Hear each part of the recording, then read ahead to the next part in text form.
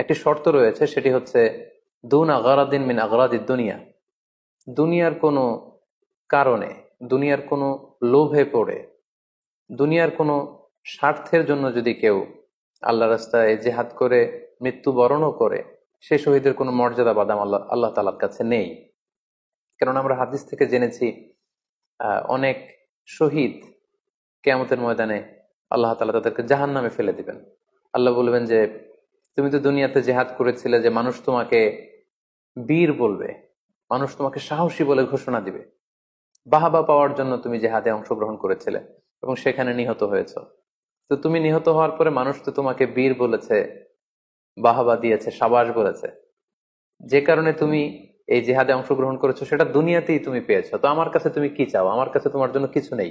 Go to the hell fire, জাহান নামে যাও। তাকে আল্লাহ তাআলা উপর করে জাহান নামে নিক্ষেপ করবেন।